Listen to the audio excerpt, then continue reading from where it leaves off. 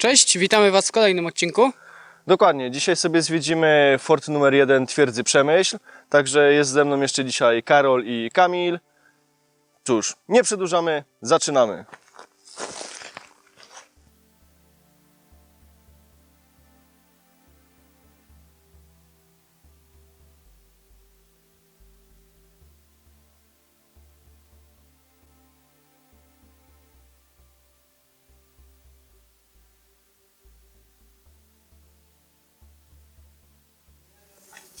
No dobra, właśnie sobie zwiedzamy forcik.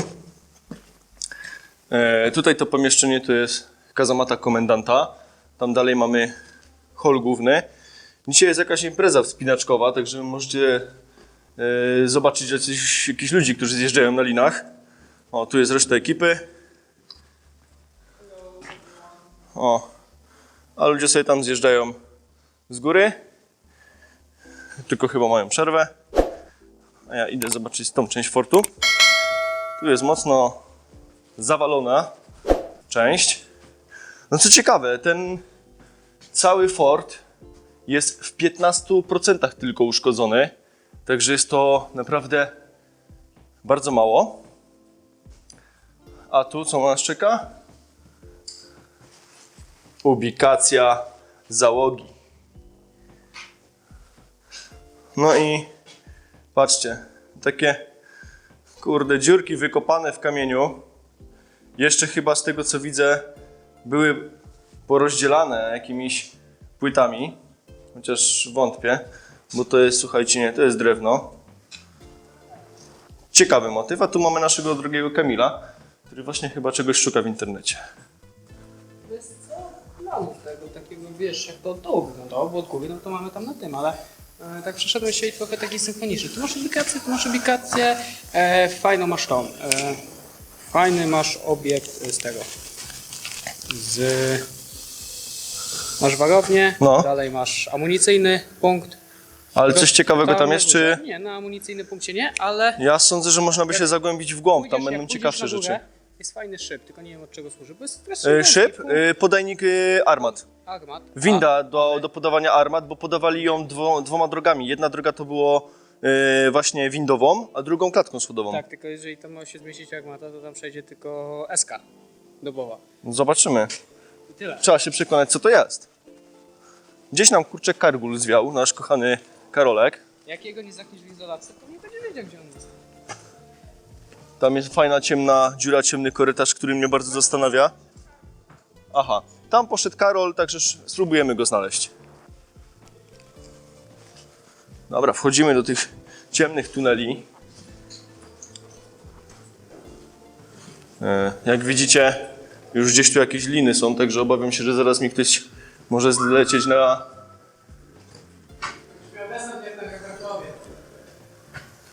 O, ludzie sobie stamtąd zjeżdżają, a ja gdzieś słyszę Karola. Mam cię! Znalazłeś coś ciekawego? Dziurę w ścianie. Dziura w ścianie. Generalnie te korytarze są mega świetne. Wchodzi się tędy? Zaraz zobaczymy, co tu Karolek znalazł. O, tu słuchajcie, może być ten szyb windy, o którym właśnie rozmawialiśmy z Kamilem. Dokładnie, on tam prowadzi na wyższe piętro. Zobaczcie, jeszcze są oryginalne oznaczenia. 33. Wow. 35. Ale co dalej jeszcze zwiedzamy? No powiem wam, że ten forcik jest spory. Naprawdę jest spory. I można by się tu trochę zgubić. Tu są te okienka, przez które rozmawiał z nami Karol. Zobaczcie na grubość tych murów, no to jest kurczę potęga. Oznaczenie pomieszczeń to było, żeby ludzie się nie gubili. No raczej tak, no musieli mieć jakiś tam system oznaczenia pomieszczeń, bo przecież idzie się naprawdę zgubić, to jest tak wielkie. Tak, dokładnie na suficie. W tym miejscu macie otwór wentylacyjny, a Kamilowi coś właśnie spierdzieliło. Dobra.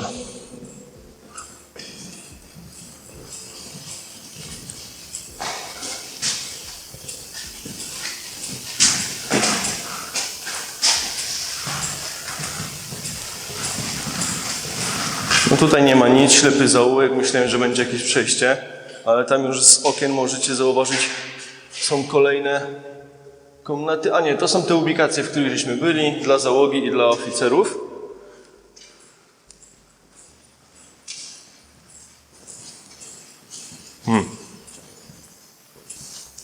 Uwaga, próg. No dobra. My przyszliśmy stamtąd, a możemy jeszcze iść tu. Tu jest wyjście, to nie. Zobaczmy, co się dzieje tu.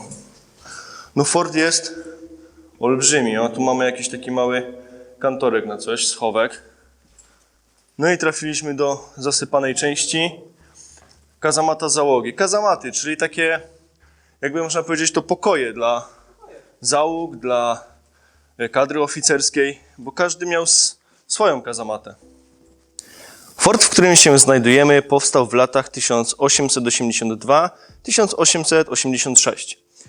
4 lata na wybudowanie tak potężnego fortu, według mnie to jest bardzo mało czasu, a robi kolosalne wrażenie. Jego projektantem był Daniel Salis Soglio. Od jego nazwiska bierze się teraz nazwa tego fortu.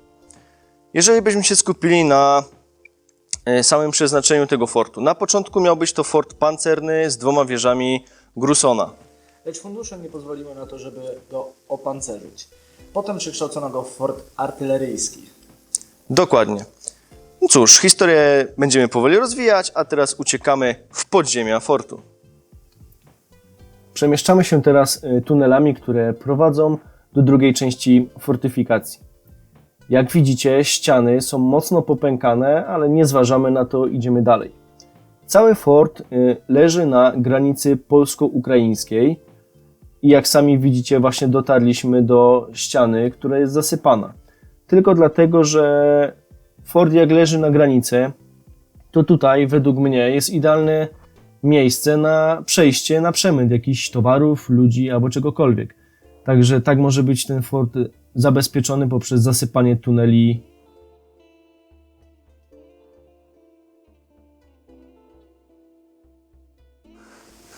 Znajdujemy się teraz na górze fortu. Ja sobie tutaj wejdę do podręcznego magazynu amunicji. Wow. Jak na magazyn amunicji to jest bardzo mały. Zobaczymy, co tutaj kryje jeszcze ta góra przed nami.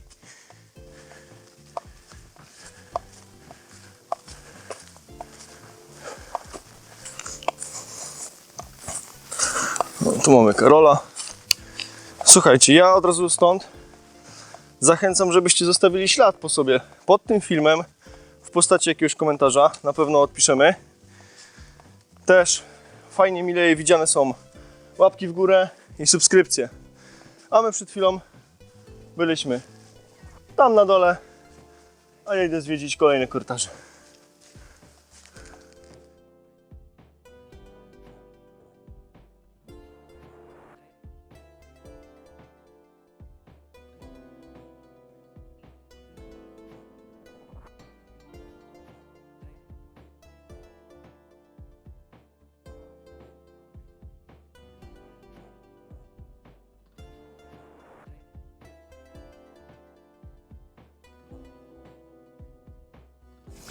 No. Warto teraz zwrócić uwagę na uzbrojenie tego fortu, składające się, tylko włączę sobie, słuchajcie, jeszcze lampkę, żebym cokolwiek widział, gdzie idę, bo tu jest wiecznie ciemno. O. No dobra. Cały ten fort był uzbrojony w 6 armat 15-centymetrowych, wzór M61. Dodatkowo 11 armat 11-centymetrowych, wzór M61, 12 armat kazamatowych 15 cm, wzór 59. W końcach zastąpiono je armatami wzór 75 i jeszcze były 4 moździerze 24 cm. Czyli kawał, naprawdę kawał dobrej broni. Mieli się czym tutaj bronić. Ale sama twierdza Przemyśl została 2 razy zaatakowana. Teraz opowiem wam troszeczkę o składzie który obsługiwał ten fort. W skład obsługi fortu wchodził komendant fortu, osoba odpowiedzialna swoją głową, że tak powiem, za ten fort. Dalej mieliśmy 8 oficerów, lekarza, oficera odpowiedzialnego za stan inżynieryjny obiektu i 400 żołnierzy. Także dość pokaźna liczba osób. Tędy to wychodzimy na górę. Mnie jeszcze zastanawia jeden ciemny tunel, który znajduje się tam, gdzie teraz się wracam. Sam fort jest ogólnodostępny. Możecie sobie go przyjechać, zwiedzać. Tak jak już było powiedziane, znajduje się przy polsko-ukraińskiej granicy. A tu jest ten tunel ciemny, w którym właśnie sobie teraz idę,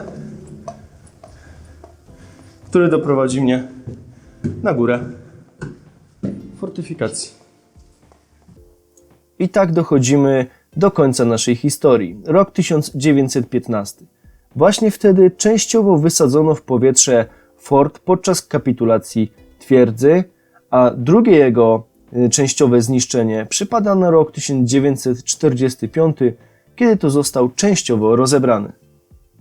I z tego dość specyficznego pomieszczenia chcielibyśmy Was pożegnać w dzisiejszym odcinku. Jak się podobało, łapa w górę i udostępniajcie znajomym. Plus do tego dzwoneczek i subskrypcja. Dokładnie, a my z chłopakami Was już żegnamy i widzimy się w następnym odcinku. Cześć!